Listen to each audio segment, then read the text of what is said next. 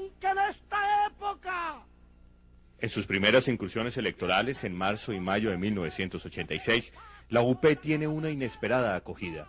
Son elegidos 14 congresistas para Cámara y Senado, entre estos, 2 comandantes guerrilleros, 18 diputados para 11 asambleas departamentales y 335 concejales para 187 consejos. Es la más alta votación jamás alcanzada por un partido independiente o de izquierda en Colombia.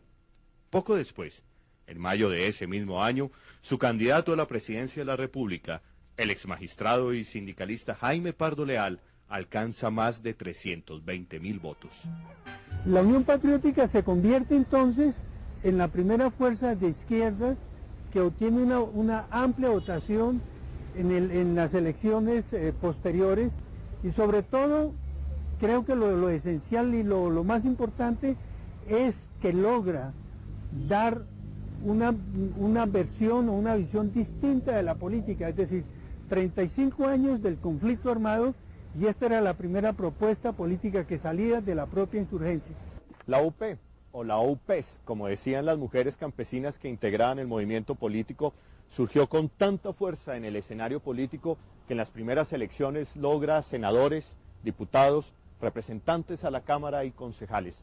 Pero con la misma fuerza que irrumpe en el escenario político, con esa misma fuerza empieza a ser herida de muerte. Comienzan las amenazas, los asesinatos, los atentados, las desapariciones de sinnúmero de sus militantes. Y hoy, casi 20 años después de su nacimiento, se cuentan más de 3.000 miembros asesinados de la Unión Patriótica. Pues yo salí de Vistahermosa porque fui víctima de la violencia, donde me asesinaron 4 familiares. Mi esposo pertenecía al Partido Comunista. Él había sido amenazado por el ejército porque él había denunciado los atropellos que se habían cometido allá en esa región. ¿Qué fue lo que pasó en Piñalito? En Piñalito fue un grupo de aproximadamente unas 25 personas, irrumpieron aproximadamente a la 1 de la mañana, llegaron a un establecimiento de una gallera y ametrallaron las gentes con un saldo de 14 muertos. Entonces de ahí vino el odio, el fastidio, la rabia, como lo quisieran tratar, que era un auxiliador de la guerrilla. Entonces ya es cuando me torturan viva, porque me matan el primer hijo. Fue Gerardo Cañón Trujillo. Luego en el 86, a los 4 meses, me asesinan el otro. Él se llama Nelson Cañón Trujillo. Eso fue a las 8 de la mañana. A manos del ejército fue asesinado mi esposo. Entonces yo fui y denuncié, y entonces el Estado reconoció el asesinato y entonces me indemnizó. El otro hijo, que está desaparecido hasta este tiempo, se llama Vladimir Cañón Trujillo. Toño Quirós, había sido asesinado en Becerril. Toño Quirós era un hombre muy especial. Era conservador, era un hombre jefe de hogar con su mujer, sus hijos. Él pensaba que la Unión Patriótica pronto iba a ser el movimiento nacional que iba a transformar el país. José Francisco Ramírez Torres se había destacado con lujo en sus intervenciones. Iba llegando a su casa, el carro se le despichó una llanta, él se bajó a cambiarla y mientras tanto 2 hombres en una moto pasaron y lo asesinaron. Este sí fue el golpe definitivo, porque además de que fue un golpe político mortal, fue un golpe de malos sentimientos.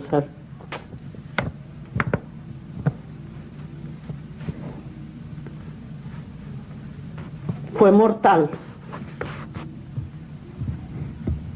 José dejaba una viuda, una madre sin consuelo, unos padres sin consuelo, y 2 hijas muy pequeñitas. La muerte de José Ramírez, además de llenarnos de miedo, de pavor, entramos en una época de pánico colectivo. No sabíamos qué hacer y no teníamos cómo enfrentar ese tipo de ataques, de ninguna manera. Nuestra herramienta era la palabra, la razón, la justicia, el discurso, y eso era insuficiente para defenderse uno ante la barbarie del crimen cobarde, pues. Para todo el mundo era impresionante ver caer a hombres tan íntegros, profesionales muy preparados, como Pedro Anel Jiménez, como Leonardo Posada, como toda esta gente. Se han masacrado de la manera más salvaje a varios dirigentes y militantes de nuestro movimiento político. En consecuencia le hemos dicho al gobierno nacional que nos defina si tenemos derecho a vivir o no en nuestro país. Los planes de exterminio hacia la Unión Patriótica se produjeron a lo largo y ancho de todo el país. Los miembros y militantes de la Unión Patriótica denunciaron que estos planes se estaban llevando a cabo y años después se conocieron el nombre de estos planes: el Baile Rojo, Plan Esmeralda, Plan Cóndor. Los militantes de la Unión Patriótica denunciaron ante las cámaras, ante la iglesia, ante el Estado que los iban a matar. Sin embargo, nadie pudo hacer nada para evitar estos magnicidios y la ola de sangre. Otra hubiera sido la historia de este país si los sectores más recalcitrantes hubieran respetado esta iniciativa política. Otra hubiera sido la historia del país si el Estado hubiera empleado todos sus esfuerzos para evitar esta ola de sangre. Que los grupos paramilitares están integrados por malos hijos de Colombia, por pérfidos desprestigiadores del ejército de nuestro país, por mafiosos y por los sicarios que contratan estos. Hay que repetir de que allí hemos dado los nombres de Gonzalo Rodríguez Gacha, de Víctor Carranza, Gilberto López, Pedro Ortegón, personas magnates latifundistas y ganaderos que tienen grandes capitales de dolosa procedencia, provienen del narcotráfico. Semanas después de estas declaraciones, Jaime Pardo Leal cae asesinado el 11 de octubre de 1987.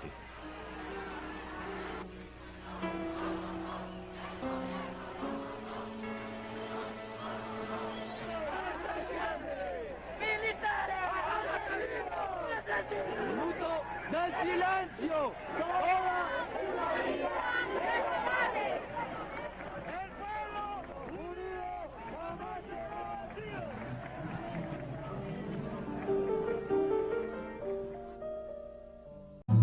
Cuando él fue retirado del Poder Judicial, le propusieron ser candidato a la presidencia por la Unión Patriótica porque sus amigos y sus compañeros sabían de las calidades y de las cualidades de Jaime. Un hombre limpio, un hombre claro, un hombre honesto y capaz. Él quería y creía que podía en este país lograr un país libre, un país armónico, un país lleno de oportunidades para la gente menos favorecida. Algunos estamos amenazados de muerte por nuestra fidelidad desde cuando éramos jóvenes a la patria, al pueblo, a los trabajadores y a la causa del socialismo. Él era una de las personas más amenazadas que aquí en el país, a raíz de todas sus denuncias.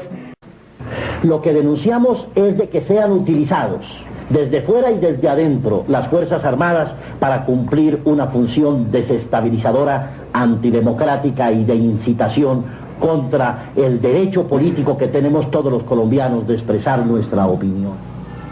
El enemigo no olvida ni perdona, pero nuestra vida les la hemos entregado a los trabajadores. Ellos son sus dueños. Pero si en el evento de que el enemigo lograre arrebatarnos nuestra vida, bienvenida la muerte, porque sabemos indiscutiblemente que al caer nosotros de la unión de jóvenes patriotas, saldrán los los que nos deban respaldar, los que nos deban representar, los que nos deban reemplazar, los que sigan dirigiendo lo que el pueblo quiere, una Colombia feliz, llena de esperanza. Nosotros estamos convencidos que han cambiado muchas cosas en Colombia, de que se ha abierto el espacio y la convicción de la inmensa mayoría de los colombianos que la única alternativa y la única salida es la salida política, y que la salida política al conflicto armado pasa por el diálogo entre el gobierno y la insurgencia, toda ella en su conjunto, y la interlocución también válida de la sociedad civil para encontrar caminos de reconciliación. Pero también creemos que la iniciativa gubernamental adolece de profundas fallas, de que no se puede ser consecuente con la paz y reclamarla mientras se mantienen los operativos militares a lo largo y ancho de la patria, de que no se puede ser consecuente con la paz y hablar de paz mientras no se combate efectivamente a los grupos paramilitares, de que no se puede hablar de paz ni ser consecuente con la paz cuando no se castiga ejemplarmente a los miembros del Estado comprometidos en la violencia contra la población civil.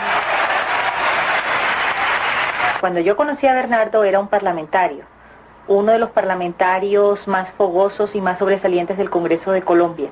Era representante a la Cámara por el departamento de Antioquia, presidente de la Unión Patriótica y uno de los hombres más amenazados del país. Era un hombre de cambio, un gran demócrata, un demócrata integral. Era un componedor, era un hábil político, era un visionario. Pero hoy en Ibagué también tenemos que precisar la convicción de la Unión Patriótica de que en la otra ala del conflicto, en la insurgencia armada colombiana, no se puede quedar en sus reiterativas cartas y llamamientos a la paz, de que el movimiento insurgente tiene que dar pasos precisos y serios para aclimatar un ambiente de diálogo. Pese a ser uno de los hombres más custodiados, Bernardo Jaramillo Ossa cae asesinado el 22 de marzo de 1990 en el puente aéreo de la ciudad de Bogotá. Su candidatura se había convertido en una esperanza para la izquierda democrática en Colombia.